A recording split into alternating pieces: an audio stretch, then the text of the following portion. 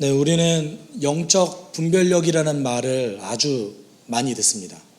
혹시 한 번도 못 들어보신 분 계시나요?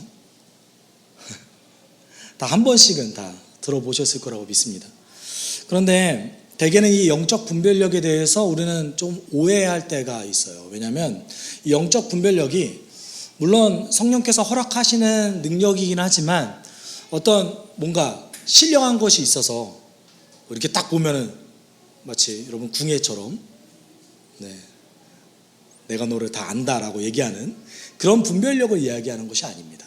영적 분별력은 여러분 우리의 살아가는 아주 다변하는 세상 속에서 하나님의 뜻이 무엇인지를 찾는 능력이 영적 분별력이에요. 당연히 이 영적 분별력은요 훈련되어져야 합니다. 그리고 훈련을 통해서 만들어질 수 있는 거예요. 어느 날 갑자기 우리가 영적 분별력을 얻을 수 있냐? 그렇지 않아요. 왜냐하면 여러분 우리가 아무리 큰 은혜를 지금 이 순간에 받는다 할지라도 하나님의 뜻을 온전히 알지 못하면 우리는 영적 분별력이 있다고 얘기할 수 없는 거예요.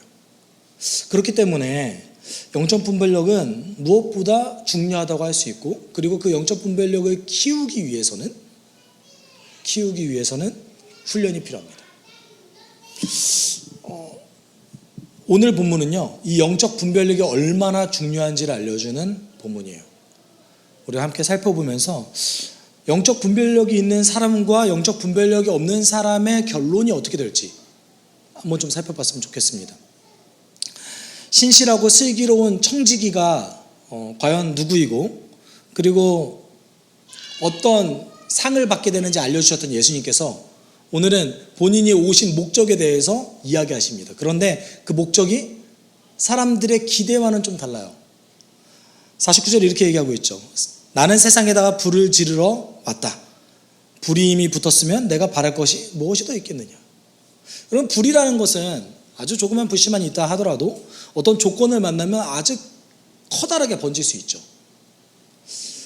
여기서 예수님께서 얘기하시는 것은 어떤 불일까요? 제가 이번 주에 굉장히 마음속에 열불이 많이 넘쳤는데, 아이들을 사랑하지만, 저희 그 둘째 아이 여름이가 블라인드를 잡고 블라인드를 떨어뜨렸을 때, 여름아, 그런 불일까요? 누가복음에 의하면 불은 두 가지 의미가 있습니다. 첫 번째는 성령을 뜻하고요, 두 번째는 심판을 뜻합니다. 그러면 예수님께서 오늘 주시려고 얘기하셨던 이 불이 심판일까요? 성령일까요? 어떤 거죠?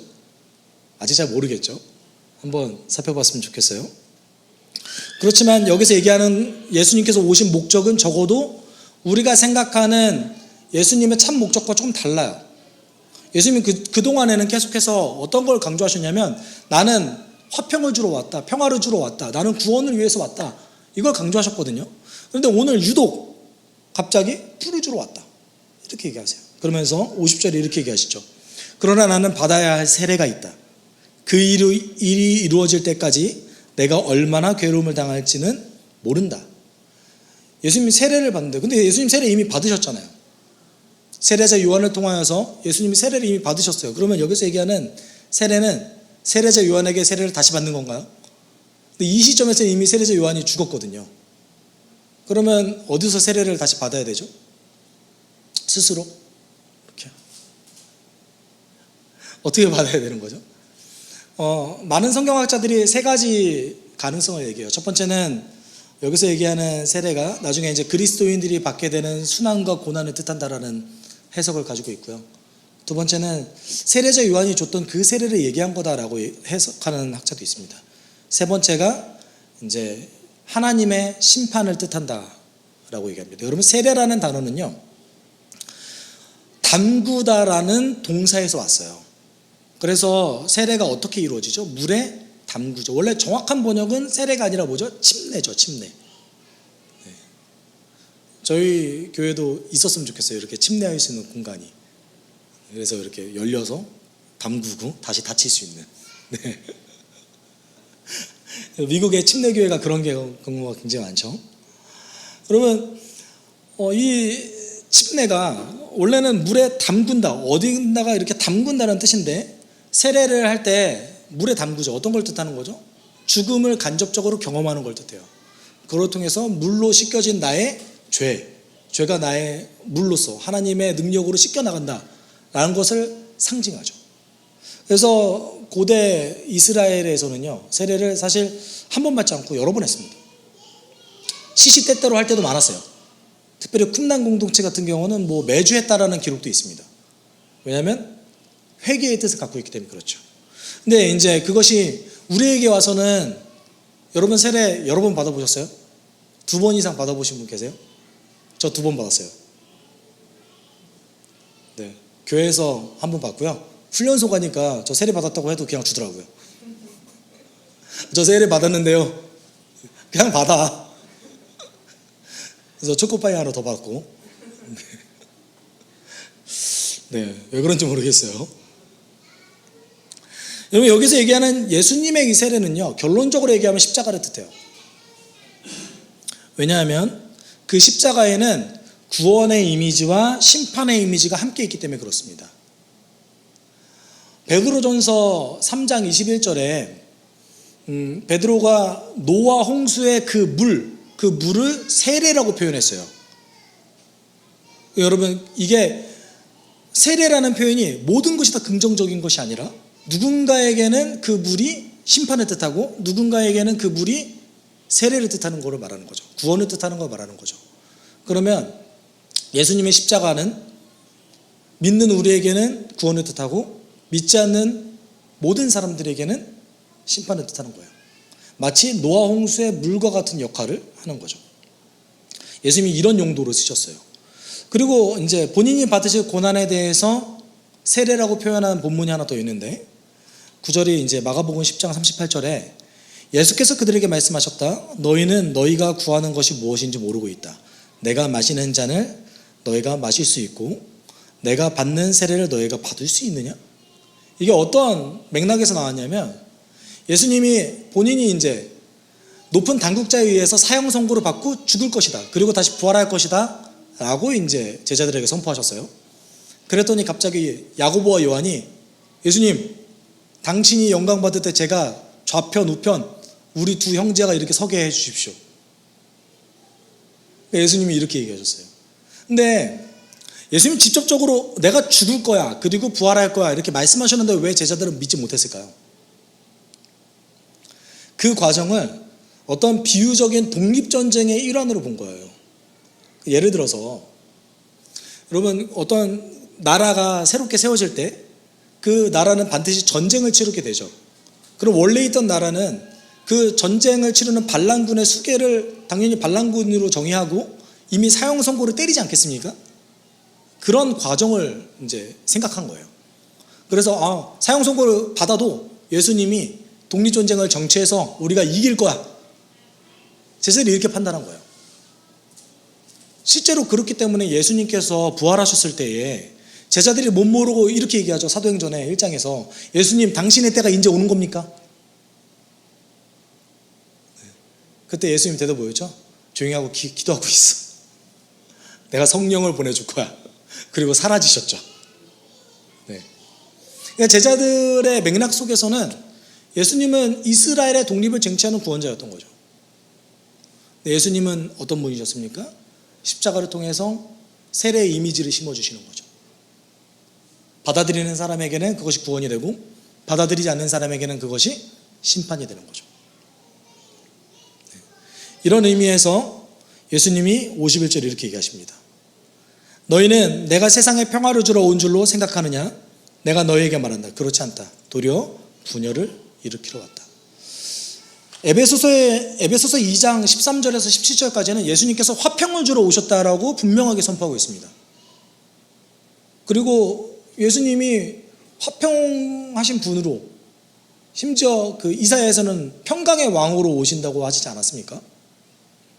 그러면 지금 여러분, 분열을 시키는 자와 평강의 왕은 양립할 수 있나요?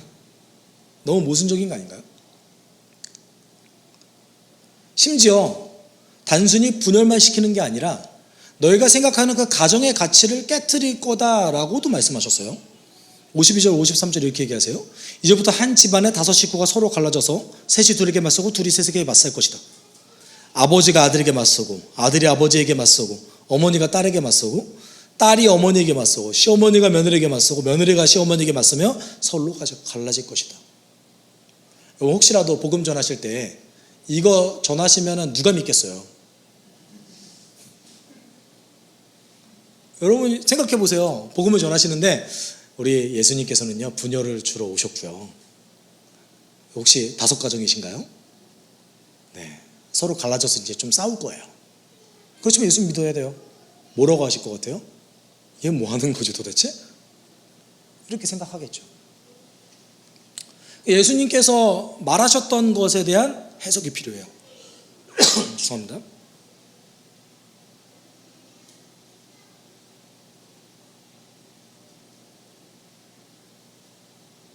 정말로 분열을 얘기하는 건가?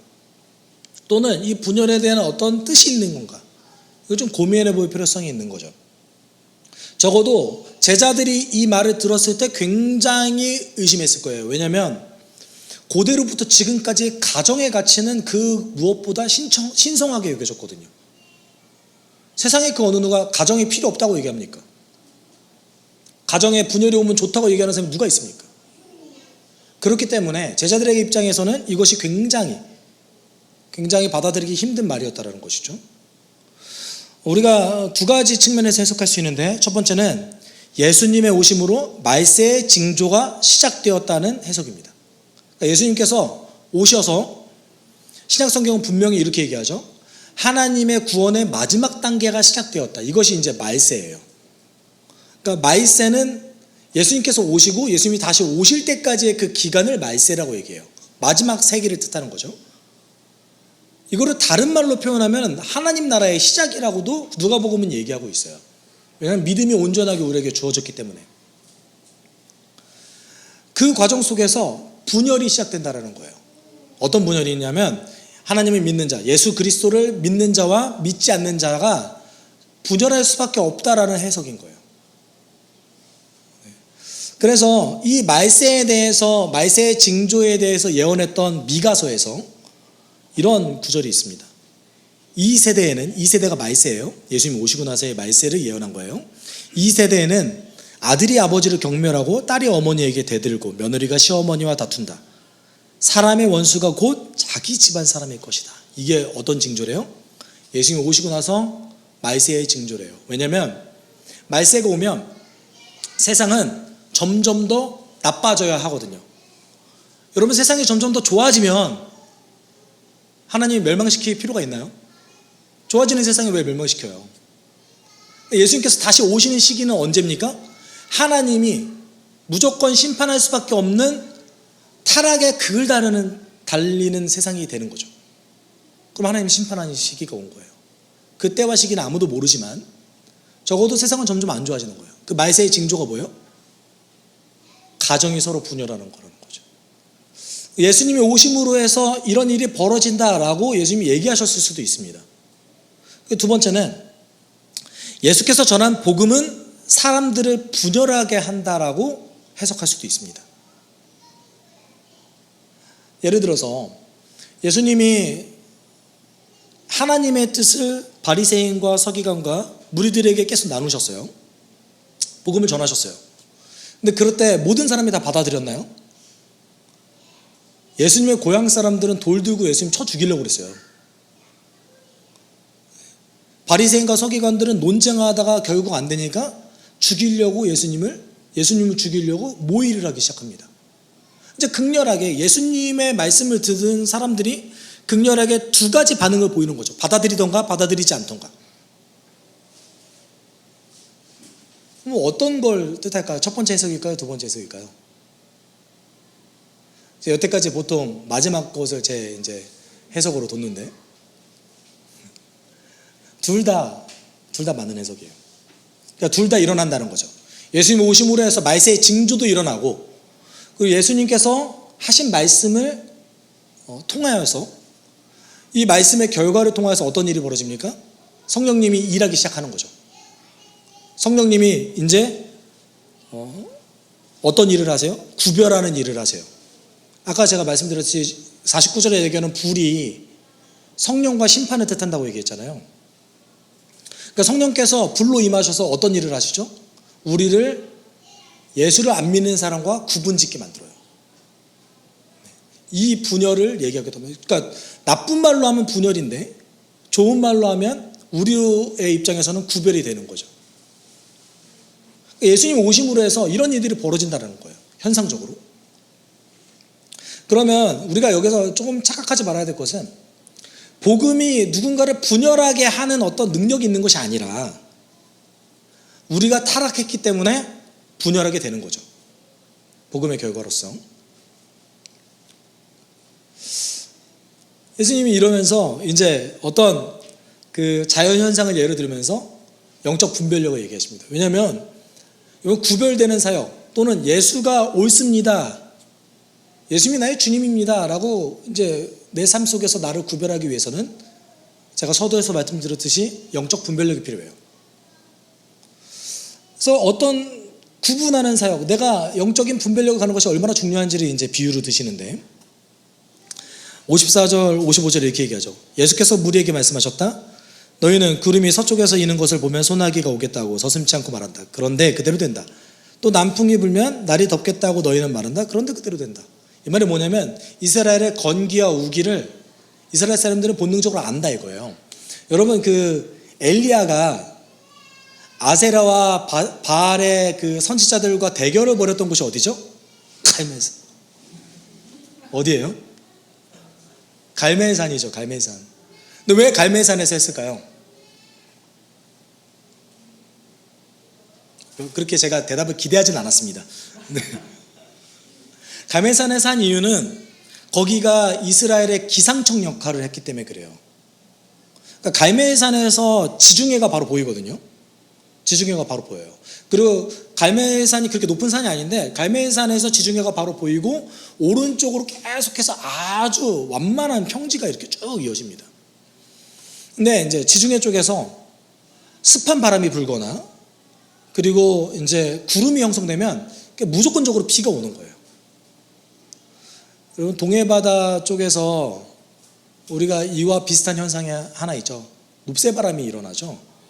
이와 동일하게 습한 바람이 산에 부딪혀서 이제 비구름이 형성해서 비가 쭉 오는 거예요. 이스라엘에 비가 별로 안 오거든요. 그걸 통해서 이제 우리가 이제 농사 져야 되는구나, 이걸 알게 되는 겁니다. 그리고 이제 건기가 시작되는 거는 바람의 방향이 바뀌면서 알게 되는 거예요. 근데 이거를 분명히 이스라엘 백성들 대부분은 알고 있습니다. 왜냐하면 이걸 알아야 농사도 짓고 그리고 가축도 기를 수 있거든요. 그러면서 이제 이걸 아는 사람들이 도대체 왜 하나님의 때를 모르냐라고 얘기하면서, 위선자들아, 너희는 땅과 하늘의 기상은 분간할 줄 알면서 왜 이때는 분간하지 못하느냐라고 말씀하십니다. 위선자는 연극 배우, 원어는 연극 배우예요. 연극 배우. 왜 연극 배우라는 말을 썼을까요? 무대에 올라가면 가면을 쓰잖아요. 마치 다른 사람인 것처럼 행동하잖아요. 예수님이 보셨을 때 너희들에게 중요한 일은 그대로 잘 분간하면서 정말 더 중요한 하나님의 때를 온전히 분간하지 못하는 사람들을 위선자로 여기신 거예요. 왜냐하면 이 사람들은 하나님에 대해서 고민하지 않고 영적인 분별력이 없는 사람이기 때문에 그렇습니다. 그러면 이 때를 어떻게 분간할 수 있을까요? 여러분, 하나님의 때 잘 분간하실 수 있으세요? 언제죠? 그런데 여러분, 예수님이 오셔서 행한 일은 아주 놀라운 일이었어요. 왜냐하면 일단 예수님이 오시기 전 400년 동안은 선지자가 없었습니다. 세례자 요한이 마지막 그 예수님 바로 직전에 있었죠. 그리고 예수님처럼 능력을 행한 선지자도 없었어요. 엘리야가 능력을 가장 많이 행하고 모세도 능력을 많이 행했지만 예수님처럼 시시때때로 귀신을 쫓아내고 싶으시면 쫓아내시고 먹이시고 싶으시면 먹이시고 이런 기적을 계속해서 행하고 사람들이 계속 모여드는 일을 하셨던 선지자가 거의 없었어요. 예수님이 했던 그 일은 아주 기이하고 하나님이 이미 예언하셨던 일이었기 때문에 영적인 분별력이 있는 사람 입장에서 봤을 때는 하나님께서 예수를 통해서 뭔가를 하는구나, 적어도 요 정도는 캐치할 수 있다는 거죠. 그런데 예수에 대해서 그런 의심도 없이 하나님이 일하시는 건가? 라는 생각도 없이 바리새인과 서기관처럼 무조건 반대하고, 본인이 그동안 행했던 수많은 그 관습들과 다르다고 해서 예수님을 반대하는 것을 뭐라고 얘기하신 거예요? 위선자라고 얘기하신 거예요. 그들은 하나님에 대해서 고민하지 않는 자들이기 때문에. 그렇다면 예수님, 우리에게 정말 필요한 것이 무엇입니까? 옳은 것을 분간하는 능력인 거죠. 예수님 이렇게 경고하셨어요. 어찌하여 너희는 옳은 일을 스스로 판단하지 못하느냐. 이거 물어보신 게 아니라 책망하신 거죠. 그리고 우리가 옳은 일을 스스로 판단해야 되는 이유를 58절, 59절에서 말씀하셨어요. 이 비유가 조금 어렵게 느껴질 수 있어요. 그런데 안타까운 거는 한글 성경에서는 왜냐하면이 빠져 있어요. 원래 이제 그리스말 성경, 헬라어 성경 원어에서는 제일 앞에 왜냐하면이 붙어요. 그러면 왜냐하면 시작하는 거죠. 우리가 옳은 일을 분별해야 되는 이유는 무엇이에요? 58절 59절이에요. 너를 고소하는 사람과 함께 관원에게로 가게 되거든 너는 도중에 그에게로 풀려나도록 힘써라. 그렇지 않으면 그가 너를 재판관에게로 끌고 갈 것이다. 재판관은 형무소 관리에게 넘겨주고 형무소 관리는 너를 옥에 쳐넣을 것이다. 내가 너희에게 말한다. 너희가 그 마지막 한 푼까지 다 갚기 전에는 절대로 거기에서 나오지 못할 것이다. 여기서 얘기하는 고소하는 사람은요, 하나님을 뜻해요. 그리고 하나님이 우리가 마치 빚진 자와 같이 고소하신다는 거예요. 어떤 거를 물어보신 거예요? 죄의 대가를 물어보신다는 거예요. 이 비유가 당시에 있었던 아주 흔하게 있었던 일을 예수님 비유하신 건데, 당시에는 빚진 사람이 빚을 빌려준 사람에게 고발당할 수 있었어요. 그렇게 고발을 당하면 감옥에 갇히게 됩니다. 근데 감옥에 갇히게만 되는 것이 아니라 엄청 두드려 맞아요. 왜 두드려 맞는지 아세요? 가족이 그 빚진 사람을 맞는 모습을 보게 하기 위해서 두드려 패요. 그걸 통하여서 가족들로 하여금, 친척들로 하여금 빚을 갚게 하려고요. 굉장히 야만적이죠. 근데 그럼에도 불구하고 빚을 못 갚는다 그러면 어떻게 되냐면 노예로 팔려요. 하나님이 마치 이렇게 우리를 책망하신다는 거예요. 우리한테 뭘 물어보신다는 거예요? 너 나에게 갚아야 될 거 있지? 너 죄가 있잖아. 그리고 죄에 대한 대가 내가 죽음이라고 그랬어. 갚을 수 있겠어? 이렇게 물어보세요. 여러분, 여기서 풀려나도록 힘써라 라는 말은 정확한 번역은 화해하도록 노력하라는 뜻입니다. 여러분, 우리가 하나님께 빚진 이 죄의 대가를 갚을 수 있나요? 아무도 못 갚아요. 어떻게 해야 되죠? 하나님과 화해해야 되죠. 하나님, 저 안 될 것 같아요. 못 갚을 것 같아요. 그러니까 좀 길을 알려주시면 안 돼요? 그 길이 뭡니까? 예수 그리스도께서 오늘 얘기하셨던 그 세례, 십자가와 부활인 거죠. 우리가 예수 그리스도를 온전히 받아들이지 못했을 때 하나님께서 우리를 책망하시고 그 죄의 대가를 반드시 물으신다는 거예요. 그렇기 때문에 우리에게 뭐가 필요해요? 영적인 분별력이 필요한 거예요. 예수를 오늘 내가 따를 것인가? 예수를 내가 오늘 따르지 않을 것인가? 제가 아까 서두에서 말씀드렸듯이 이 분별력을 얻기 위해서 우리에게 뭐가 필요합니까? 훈련이 필요해요. 어떤 훈련이 필요합니까? 적어도 하나님 무슨 말씀하셨는지는 알아야 될 거 아닙니까?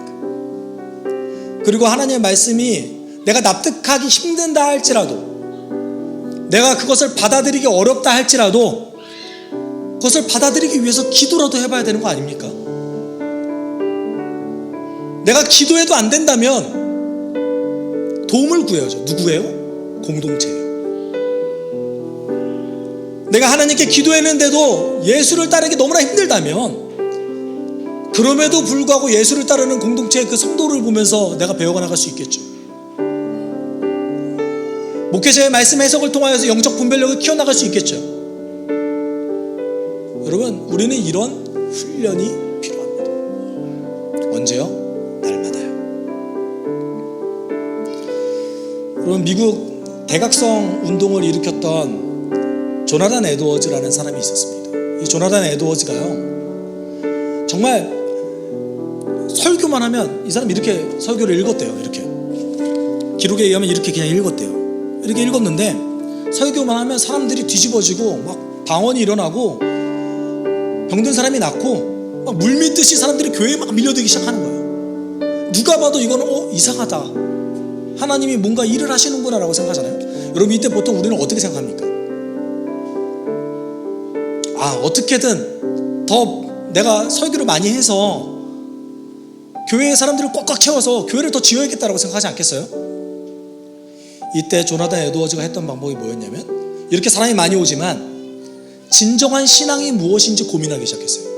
그리고 이들이 아무리 능력을 행하고 아무리 방언을 말해도 그것이 진정한 신앙의 모습이 아니다라는 걸 깨닫게 됐어요. 그래서 그가 썼던 게 뭐였냐면 신앙과 정서라는 책이에요.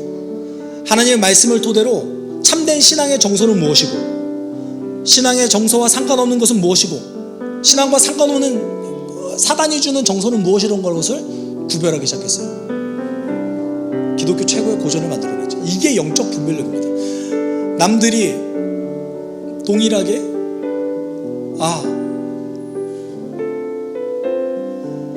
이렇게 하면 내가 성공할 수 있겠구나, 하나님의 때를 온전히 분간하지 못하고 하나님이 정말 원하시는 것을 분간하지 못할 때에 하나님의 뜻을 아주 민감하게 받아들이면서 정말 무언가를 해낼 수 있는 것, 그것이 영적 분별력이에요.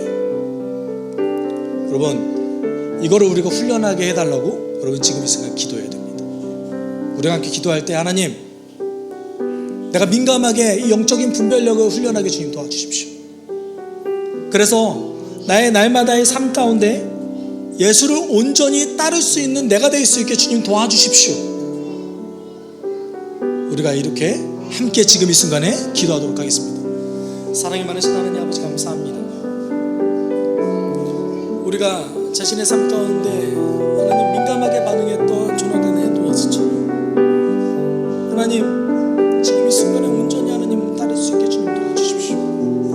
예수를 따르는 것이 저에게 쉽지 않습니다. 적어도 제가 말씀을 읽고 하나님 아버지 지금 이 순간에 내가 그 납득하기 어려운 일들을 행하기 위해서 기도하며 하나님의 뜻을 따르고 온전히 행하기 위해서 영적인 분별력을 가질 수 있는 내가 될 수 있게 주님 도와주십시오. 사랑이 많으신 하나님 아버지, 지금 이 순간에도 주님이 나를 찾으시고 믿습니다.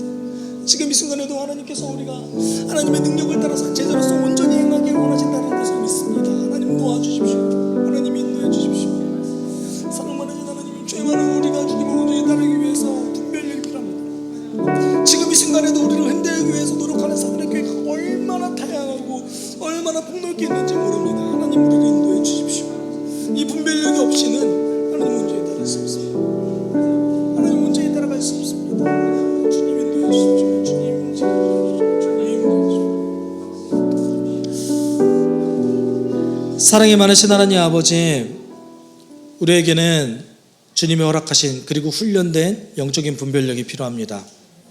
주님, 지금 이 순간에도 사단은 우리의 삶을 흔들기 위해서, 어떻게든 우리가 예수를 온전히 따르지 않게 하기 위해서 날마다 우리를 유혹하고 흔듭니다. 그 가운데 우리에게 영적 분별력이 없다면 우리가 넘어지고 하나님을 온전히 따를 수 없을 것입니다. 주님, 우리에게 그 분별력을 허락하여 주시고 우리가 민감하게 반응하여서 하나님의 일하심을 함께 경험하고 함께 성장할 수 있는 영적 공동체 될 수 있게 주님 우리를 인도하여 주시옵소서. 예수 그리스도의 제자가 되어서 한 주간 풍성한 은혜를 누리고 평안을 누릴 수 있게 우리를 인도하여 주옵소서. 모든 것 감사드리며 거룩하신 예수 그리스도의 이름으로 기도드립니다. 주 예수 그리스도의 은혜와 하나님의 사랑과 성령의 교통하심이 영적 분별력이 중요하다는 것을 알고 그것을 훈련하기 원하는 숲속교회 성도들과 그 모든 환경 위에 함께 있을지어다. 아멘.